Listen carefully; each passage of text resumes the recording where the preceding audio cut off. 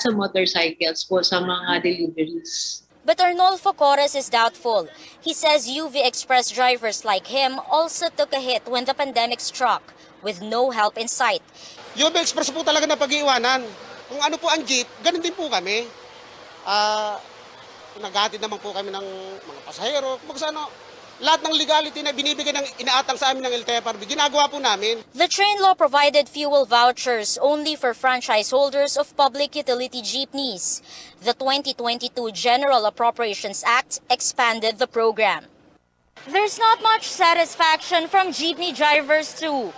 While some welcome the fuel subsidy, others prefer to continue fighting for a fare increase or even stage a transport strike. Pumunta kami doon ng LTFRB, madaming requirements, mahirap kunin yung mahirap kumuha. Tsatsaga lang po kami. Pero pagka tumaas pa po yung krudo, hindi na po kami para bumiyahe po. Siyempre, hindi naman namin pwedeng hihinto ang biyahe. Paano naman yung ating mga commuter, mga mananakay, wala. Kaya anong nangyayari sa amin, bawi-bawi lang. Amor Santos, CNN Philippines. The Agriculture Department is also set to release the fuel subsidy for farmers and fisherfolk any day now. But will the 3,000 peso aid be enough to shoulder the higher cost of production and transportation? Stanley Gaheta has that story. 64-year-old farmer Apolinario de Armas felt a sigh of relief when he learned about the 3,000 peso fuel discount voucher from the Department of Agriculture amid the rising fuel costs.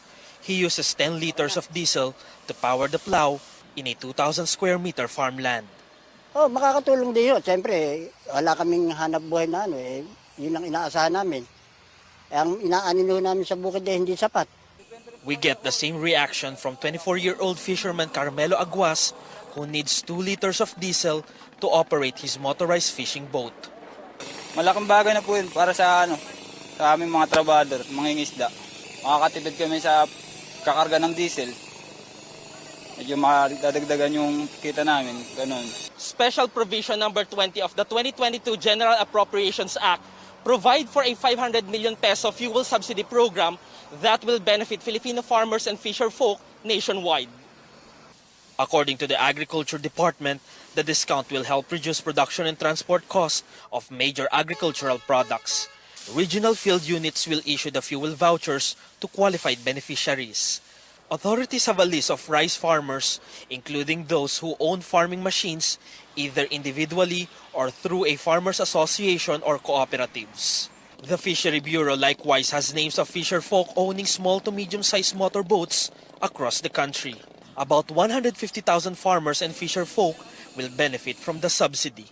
We're about to receive yung kopya noong SARO galing sa DBM at nakikipag-ugnayan nga kami sa DBP para doon sa card issuance. So in the next few days ay masisimulan natin yung release.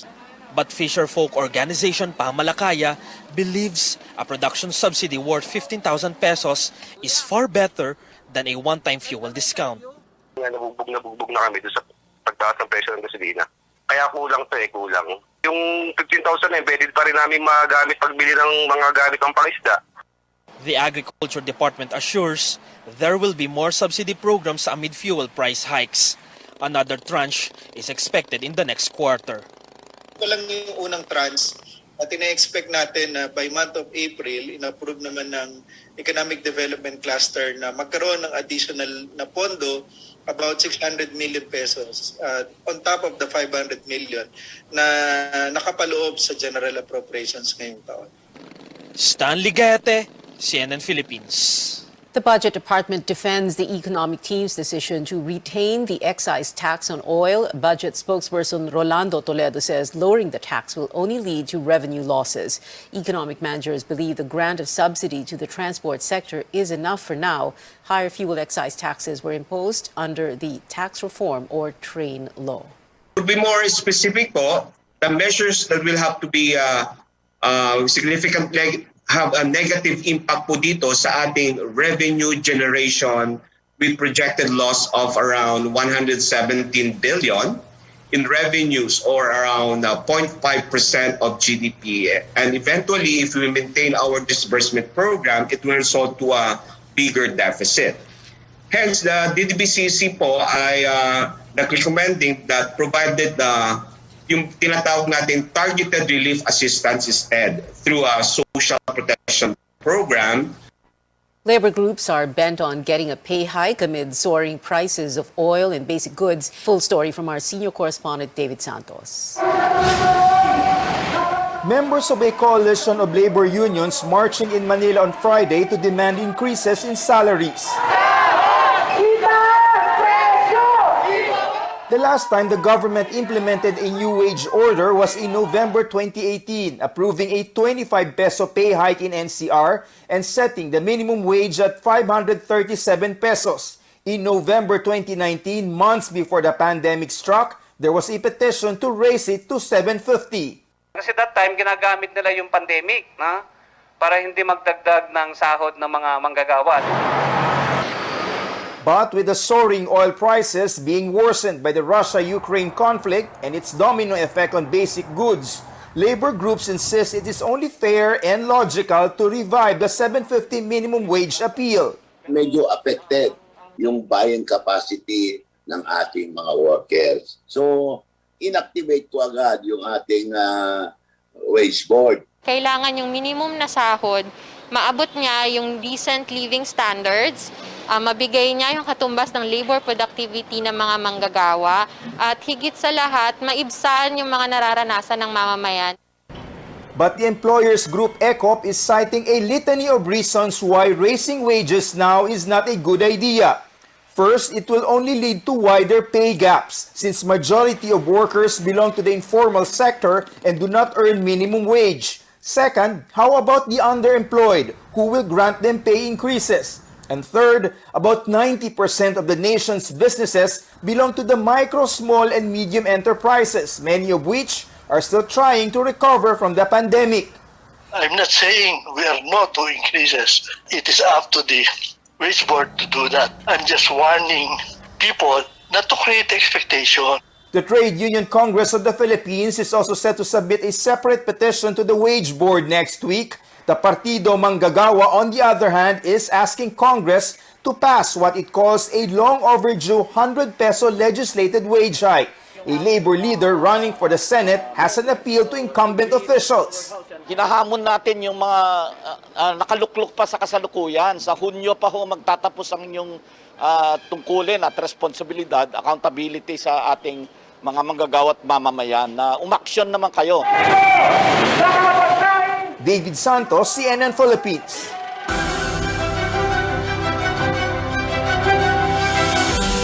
It is day 2 of yet another massive rollout meant to immunize Filipinos against COVID-19. Unlike the previous rounds, more satellite vaccination sites have been set up this time as fewer people come to get their shots in major inoculation hubs. Caroline Bonkin has the details. About 15,000 devotees visit Quiapo Church on Fridays. It's a melting pot of people from different places, and health workers are taking advantage of this to increase vaccine coverage. On one side of the church grounds, there's a satellite COVID-19 vaccination site offering primary doses for those aged 12 and older and booster shots for adults. The vaccination drive here in Quiapo Church will be held every Friday. Most of the churchgoers and vendors who got vaccinated said they hardly have time to visit a vaccination site. Magandang pagkakataon ngayon, kaya sinamantala na namin. Malaking tulong kasi hindi na kami mahihirapan Pagkatapos namin magpabakuna, andyan na ang pagtitinda namin. Yung time na hindi ako makapagpa-booster sa Valenzuela, it is because busy ako sa trabaho, nakuha ko rito. Sabay ng pagsaserve ko, nakapagpa-booster ako. Ilalapit na po natin yung mga bakuna sa kanila para hindi naman po kumain ng malaking oras sa kanila. Though Metro Manila already reached the target vaccine coverage, 126,000 senior citizens and over 1.5 million adolescents and children remain unvaccinated, while over 5 million adults here are due for booster. Vaccinations also continue in cinemas and made available in workplaces like call center companies. Health workers from the Philippine National Police and the Armed Forces of the Philippines serve as vaccinators. Clinics are also offering COVID-19 vaccines for free. A day ahead of the National Vaccination Day, health workers in Barangay Horseshoe, Quezon City did house-to-house vaccination. But this plan didn't push through in other provinces. Because meron tayong low pressure area sa other regions, nakita natin na may mga lugar na binabaha at may mga lugar na umuulan. Galvez says it's too early to talk about alert level 0. Focus should still be more on further lowering infections and increasing our protection against the coronavirus. Caroline Bongkin, CNN Philippines. Beginning next month, the country will open its doors to all foreign tourists. The Tourism Department says the Interagency Task Force for Emerging Infectious Diseases has decided to lift the arrival quota for unvaccinated passengers in all ports of entry. They only need to present a negative RT-PCR test taken 48 hours before departure from point of origin or a negative antigen test taken 24 hours from departure. The resumption of visa issuances by Philippine embassies and consulates will also start on April 1st. The Education Department sets aside almost 1 billion pesos to help schools holding in-person classes. In a virtual media briefing, Education Undersecretary Annalyn Sevilla says the agency has released a total of more than 977 million pesos to public schools nationwide. As of March 10th, over 6,000 elementary and high schools have held in-person classes. Also, for the first time since 2020, DepEd is allowing schools in areas under alert levels 1 and 2 to hold in-person graduation or recognition rites. Still on the COVID-19 pandemic, the Food and Drug Administration has approved the emergency use authorization for Pfizer's oral antiviral drug Paxlovid. On the FDA website, Paxlovid is advised for adult patients with mild to moderate symptoms who are at risk for progression to severe COVID-19. When we come back, Russian troops resume their advance to Kiev with the 40-mile-long convoy spreading out near Ukraine's capital on day 16 of the war. And 59 days before the Filipino votes, tech giant Google launches a page featuring top election searches. Details next.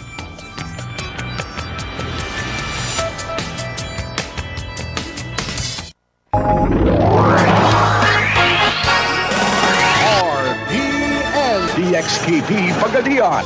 Ang inyong Radyo Ronda. RPN. Radio Philippines Network. Radio Philippines Network. Live to the world. Pinaagi sa FB page. Karon, mag-download na. Pinaagi sa Google Play o Apple Store, YouTube o Twitter. Alang sa mas kipakuskan ng mga balita, komentaryo, kasayuran o kalingawan. Ang mas kipakuskan ng inyong Radyo Ronda. Member, kapisanan ng mga broadcaster ng Pilipinas. RPN Radio Philippines Network. Radio Ronda.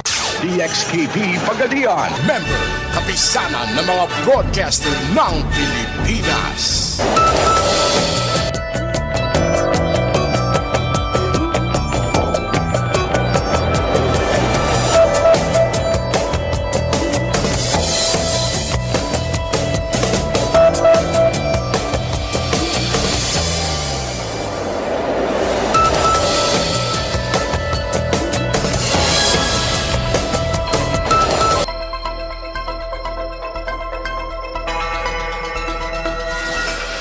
Watching Newsnight on CNN Philippines. No stopping for Russia 16 days into the deadly war with Ukraine. Moscow is asking the UN Security Council to hear out its claims that the United States is engaging, quote, military biological activities in the former Soviet nation. The U.S. dismisses that allegation as another false flag effort to escalate attacks. All these while Russian troops inch closer to the capital, Kiev. CNN's John Lorick reports. Satellite images taken by Maxar Technologies Thursday show the 40-mile-long Russian military convoy largely dispersed, with some vehicles in forests and others seen in residential areas near Kyiv. Ukrainian President Volodymyr Zelensky remains resolute. I am the president of an adequate country, an adequate nation, and the father of 2 children, and no chemical or any other weapons of mass destruction were developed on my land. The whole world knows that. As Russian troops inch forward toward the capital of Kyiv amid heavy fighting, Ukrainian forces say they defeated a Russian tank regiment in Brovary Thursday, eliminating its commander. We are doing everything to save our people in the cities that the enemy just wants to destroy. President Joe Biden will announce Friday that the U.S., G7, and the EU will call to revoke Russia's most favored nation trade status, according to sources familiar with the issue. I think the American people know how important this fight is. I think they know that as painful as the price is today, the costs are going to be higher if we do not act now to deal with this tyrant. Although the U.S. supports Ukraine's efforts, the White House declined to specify any so-called red line Russia could cross that would lead to U.S. involvement on the ground. It's important to realize that it's not in the United States' interest to get into a conflict with another nuclear superpower. That is and could be the beginning of World War III. I'm John Lawrence reporting. Ukraine says about 100,000 people through evacuation corridors in the past 2 days.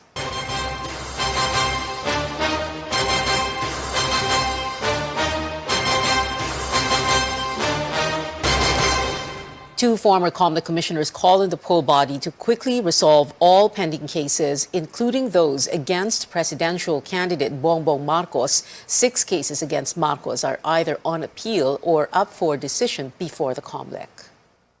More than 30 days just to release a decision, that's mediocre. Cases na, dispose na nila yan. Masyado nang maraming kumita dyan. Tingin ko ang priority dyan, ang daming mga pending cases, especially those that are necessary or those that need to be resolved prior to election. They must free themselves from any political connections or partisan connections and be independent in the exercise of their function. Meanwhile, the former commissioners believe newly appointed COMELEC Chairman Saidamen Pangarungan, as well as Commissioners George Garcia and Amy Neri, are qualified for their posts. Former Commissioner Louis Guia says if there are doubts about the credibility and independence of these officials, the public may ask them to inhibit from cases with perceived conflicts of interest. Commissioner Garcia had already inhibited from the election cases of his former clients, who include 4 presidential candidates. Now, on the campaign trail, Manila Mayor Isko Moreno visited Nueva Ecija, where he alluded to 2 of his rivals. He questioned the revelation that Bongbong Marcos decided to run for president while watching the Marvel movie Ant-Man, pointing out the story was about a thief.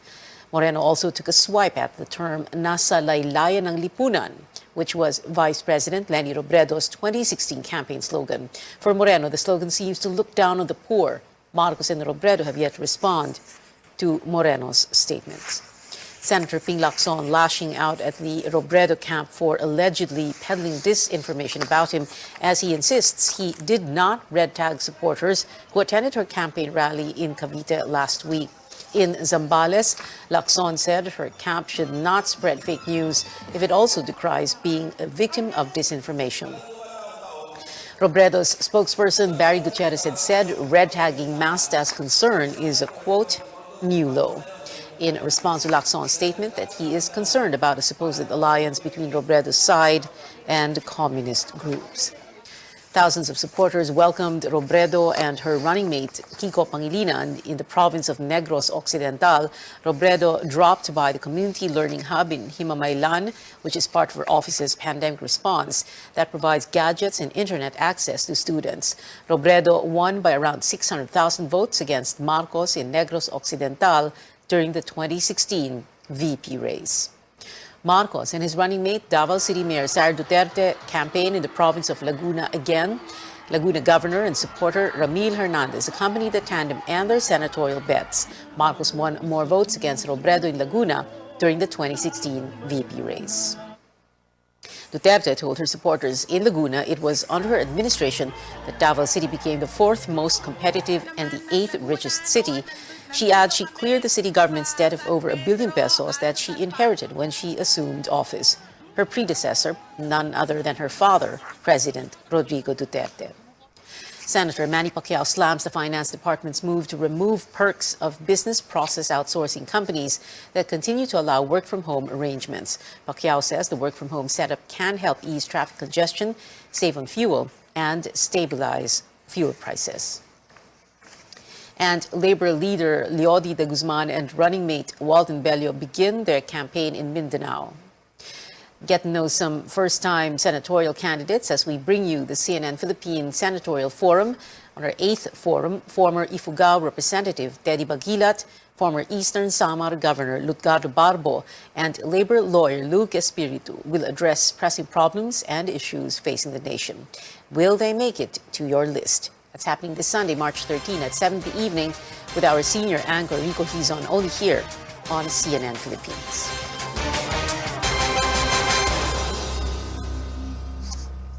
Mas pinalawak, launches a search trend mas page for pinalawak. topics and searches related to the Philippine elections. The new platform shows how much a presidential or vice presidential candidate is being searched, as well as the regions where the interest is coming from. As of this Friday, presidential candidate Leni Robredo and vice presidential bet Sara Duterte are the most searched in the past week. Google News Initiative says the new tool helps put political trends in perspective, but the company reiterates it is not a substitute for polling data.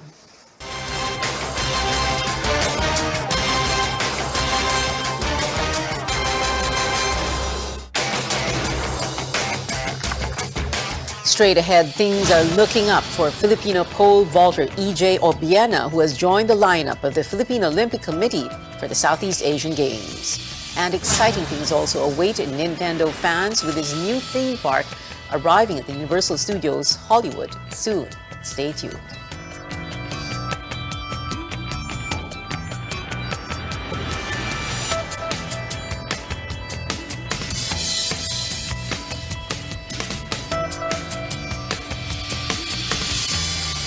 Pinalawak, mas pinalakas, RPN sa iba't ibang mga lalawigan. DZRL Bataan, DZTG Tuguegarao, DZBS Baguio, DZKI Iriga, DYKB Bacolod, DYKC Cebu, DXKS Surigao, DXKD Dipolo, DXKO Cagayan de Oro, DXKT Davao, DXKP Pagadian, DXXX Zamboanga, DXDX General Santos, DWIZ 882 Manila at RPN Provincial Stations. Kini ang RPN Radio Philippines Network, istasyon DXKP 1377 kHz sa dial sa inyong mga radyo. Nagsibya gikan sa dakbayan sa Pagadian, DXKP AM. Your talk station. Kini Pagadian.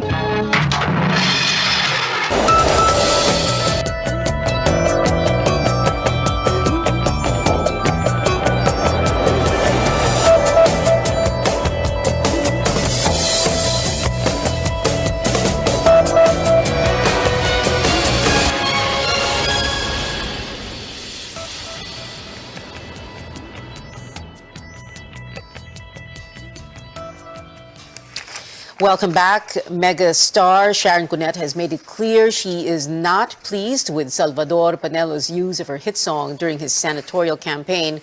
The former chief presidential legal counsel sang Sana'y Wala ng Wakas during Sara Duterte's event yesterday.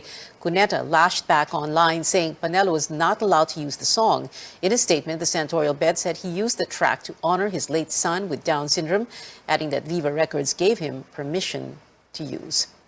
In sports, Olympic pole vaulter EJ Obiena has been formally included in the Philippine Olympic Committee's roster for the Southeast Asian Games in May, but Obiena's place in the Vietnam event is still up in the air since PATAFA said its endorsement will depend on the result of their mediation process. The POC president said on Wednesday the World Athletics body has not confirmed if the committee's endorsement alone guarantees Obiena's participation. And volleyball fans can soon get tickets for the Week 2 of the FIVB Volleyball Nations League's matches right here at home. Passes go on sale April 18th. Tournaments will take place at the Smart Araneta Coliseum in Quezon City on June 14th to the 19th and June 21st to the 26th. After over 4 decades of cheering kids up on Sesame Street, Emilio Delgado, who played Fix-It shop owner Luis, died yesterday. He was 81 years old. Delgado held the record for longest-running role for a Mexican-American in a U.S. TV series. Now, for those planning to take a trip to Universal Studios Hollywood, get ready for a new section that looks like a video game come to life. The amusement park announced it will open Super Nintendo World by 2023. Based on its first installment, which is in Universal Studios Japan, we can expect rides and other attractions inspired by Mario Kart. And that is it for now. Join me again on News.ph at 7 p.m. I'm Pio Ontiveros for Newsnight, where we go above and beyond the headlines.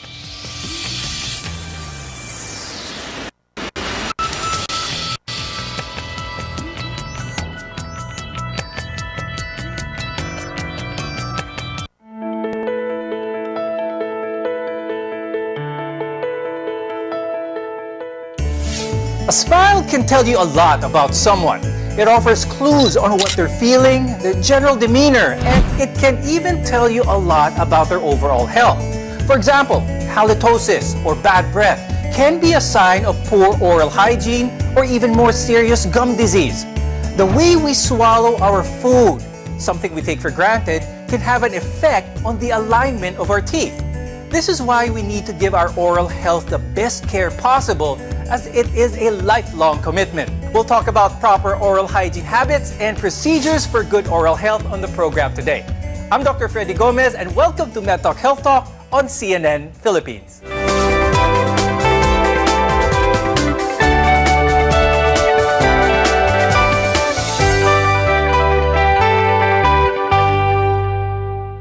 Good oral health plays a part in how we look as well as how we feel. Now, our guests are here today to give us effective tips in keeping our teeth and gums strong and healthy. With us is Dr. Lucila Bernardo. She's a dentist from the Bernardo Dental Office. We're also joined by Dr. Maria Cristina Flores, who is an orthodontist from the Makati Medical Center. Now, today we're going to be talking about our teeth, which is one of the, if not part of our body. Now, just because our teeth are very strong doesn't mean na hindi dapat ito alagaan. Because in the Philippines, oral disease continues to be a serious public health issue.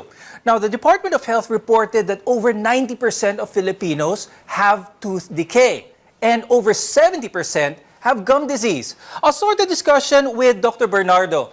What do you think are some of the factors that nagko-contribute dito sa poor oral hygiene situation among Filipinos? Number one, we have so many poor people in the country, especially here in the city, that rather than buying toothbrush and toothpaste, they would rather buy food that will be sufficient for their tummy.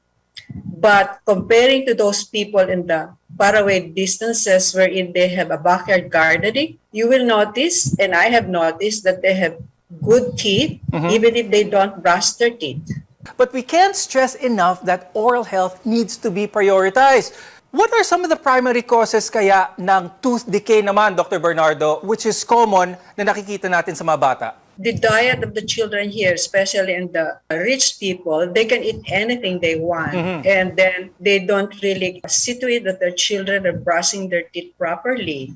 So that's one reason why children now have more cavities than before. But speaking of children, lately pediatricians nowadays are having a good professional relationship with dentists, especially when it comes to children and preventing early problems with their teeth.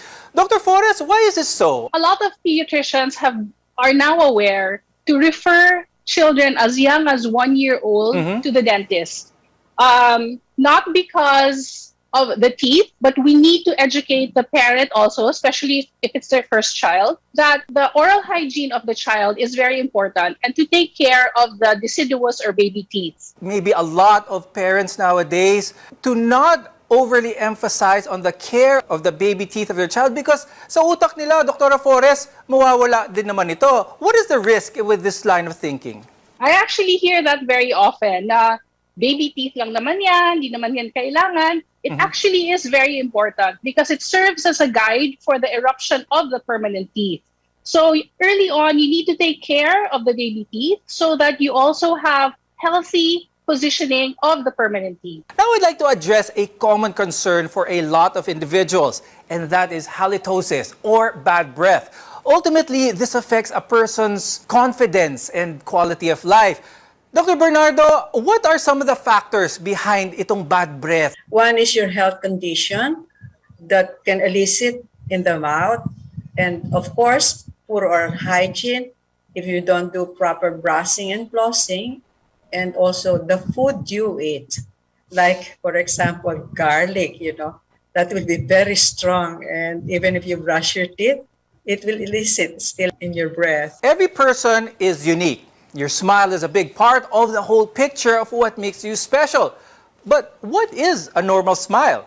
We hear of an overbite, an underbite, too much teeth showing, too much of the gum line showing, or not enough. Dr. Flores, can you explain to us what an ideal smile should look like? An ideal smile is unique to each person. Basically, it should follow function first. The teeth should be able to chew the food that we eat, or mastication.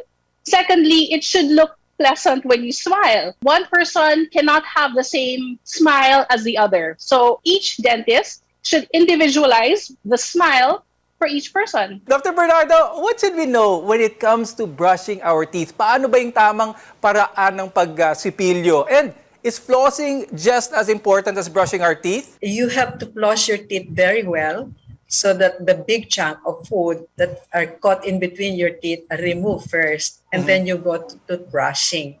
And you have to use a soft bristle to avoid hurting your gum. Because brushing, especially at the back area, you have to close your mouth a little so you can really manage to clean the inside part and also the outside part near the cheek. Now, when it comes to toothpaste, there are so many to choose from. Now, what is important though is that it has fluoride. Dr. Bernardo, tell us more about this because there's been some misconceptions about fluoride in the past. Is this one of the most important things to look for when it comes to toothpaste? It really helps your enamel, no? But there are patients who are allergic to it. So you have to tell them also to check on what toothpaste they should use. I always recommend them, if they have allergies, to buy a small packet first or a small tube to try it, which one will help with them. Even if fluoride is very useful, but if they're allergic to it, then you have to tell them to stop it. Maintaining your oral health is a lifelong commitment. When we return, we'll talk about common procedures done nowadays for healthy teeth and gums. You're watching MedTalk Health Talk, your partner in healthcare.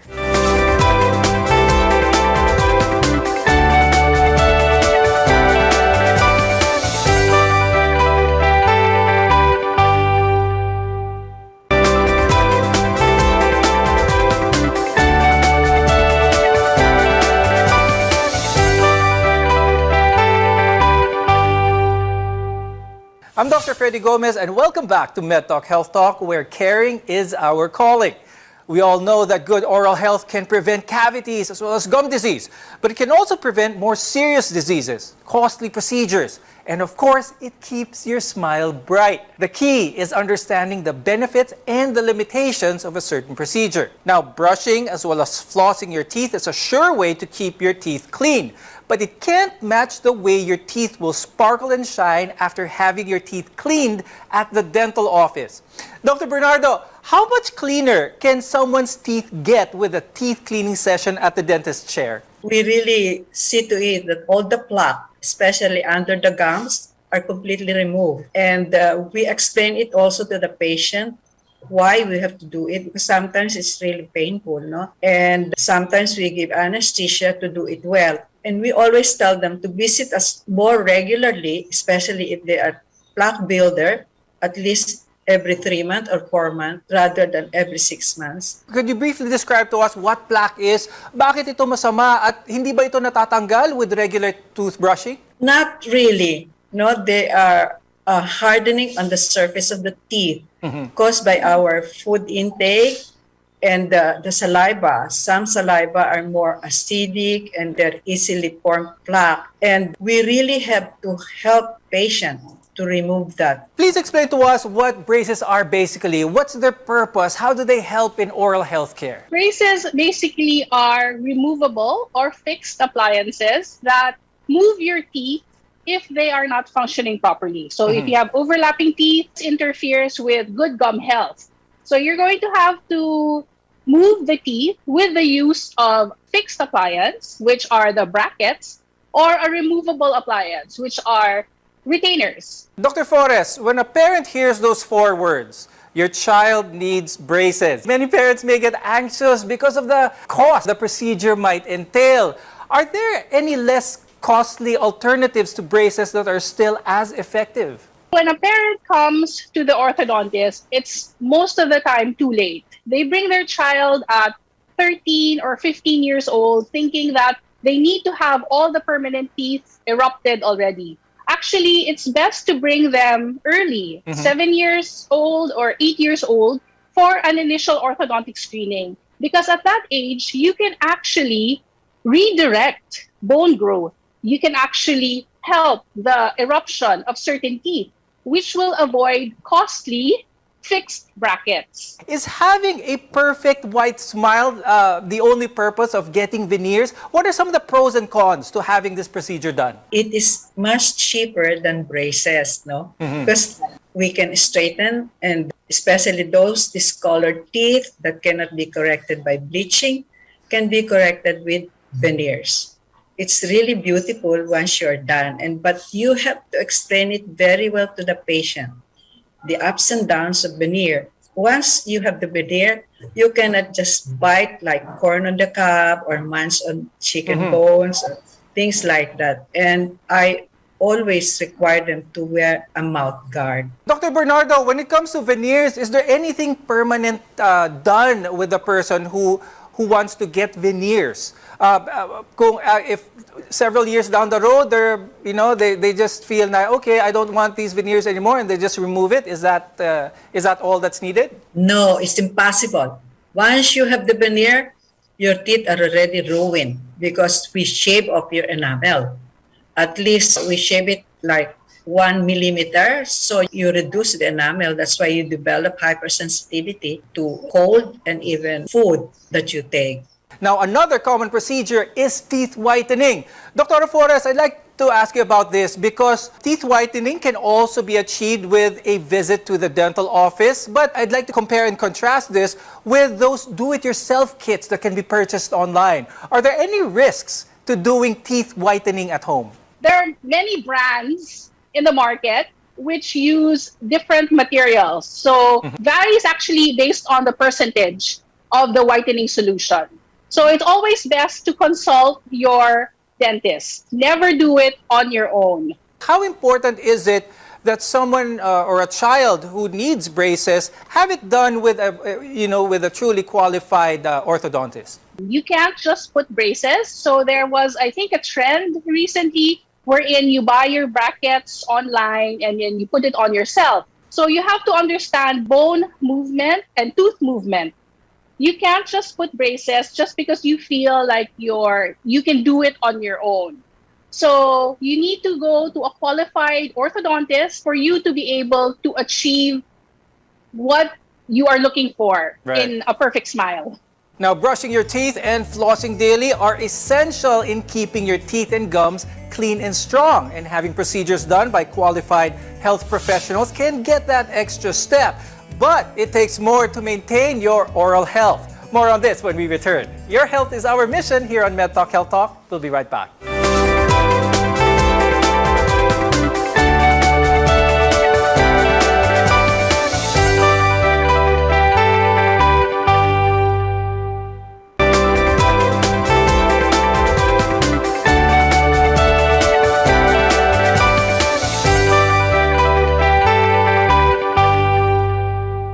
I'm Dr. Freddy Gomez, and this is MedTalk Health Talk, your partner in healthcare.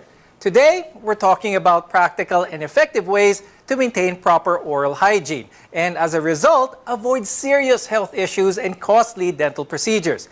Now, we spoke about brushing our teeth and flossing daily to maintain oral health. But Dr. Bernardo, what are some other practical tips that you could give us in order to prevent oral problems in the future? It's really necessary that you brush your teeth very well, but not only brushing, but you have really to use dental floss. And if you can avoid sweets, there are times that you're just so lazy, and after eating those sweets, it stagnates in between your teeth, and that's the cause why you develop cavities. Bakit twice a year kailangan makita ang isang dentista? Your dentist actually can catch starting cavities early. If they catch it early, it's such a minimal procedure. You don't need to undergo costly procedures in the long run.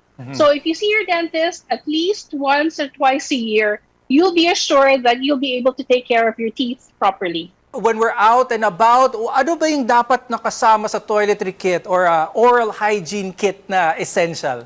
Even if you travel, even if you're inside the airplane for 13 hours, you have to really floss and brush your teeth. So you have to carry that essentials. Your toothpaste that you're not allergic with, your dental floss, and your toothbrush. When it comes to braces now, a lot of people pretty much know that you have braces on or you're undergoing braces. And for some children during that stage in their life, this can be very awkward. Kumbaga, no? What's the latest technology when it comes to braces? Is it less visible now? What is used nowadays? There are aligners, which are more or less new right now, but I would not recommend it for all cases. They're there for simple cases, but I would still recommend fixed brackets. But if you are thinking about braces, you would need to consult your orthodontist early on. So there are times wherein you can avoid having braces altogether. How young can a person have their braces attached? Normally, I have my patients see me around 7 or 8 years old just to be able to assess and look at their bone growth, but no fixed appliances yet. If necessary, I can redirect their bone growth to actually remove the need for the braces. But if it is necessary, then the braces come in around the later part of the teenager's life, and it usually lasts a very short time. Now, Dr. Bernardo, I'd like to ask you, we've been talking about brushing our teeth for the show, but we've sort of neglected the gums a little bit. What are some symptoms that our viewers will be able to notice na kailangan nilang pa-check yung gums nila to prevent any form of gum disease? You can develop gum disease, and that is swelling of the gums. You will notice also bleeding of the gums. So it is a coordination between the medical practitioner and the dentist to advise the patient to see us. How are dentists nowadays adapting to the pandemic? We provide so many new things in the office to be sure that they are safe when they enter our office, and we see to it that they also have been vaccinated and haven't visited any or have been in association with any patient with COVID. Now, before we go, Dr. Forrest, do you have any advice, any tips for our viewers, especially those who are thinking of doing any procedures such as braces, teeth whitening, or even veneers? My tip is don't be afraid of your dentist. If you go to the dentist early, we can avoid a lot of the painful procedures and a lot of the costly procedures. If you have children, bring them in early, so at least they are already accustomed to seeing the dentist on a regular basis for their cleaning. And Dr. Bernardo, do you have any tips or advice for the viewers, especially when it comes to oral health, teeth care? I would advise them to visit us regularly, depending if you are a healthy person or a sick person. Sick person needs more visit, but healthy person needs at least twice a year to see to it that their gums are well and their teeth are stable. Remember, keeping your mouth clean affects more than just your teeth and gums. Reduce your risk of cavities, gum disease, and other problems by taking the time every day to care for your oral health. Thank you, Dr. Lucila Bernardo and Dr. Cristina Forrest, for being with us today and sharing your tips and insights. I'm Dr. Freddy Gomez, and thank you for watching MedTalk Health Talk. We'll see you again next time.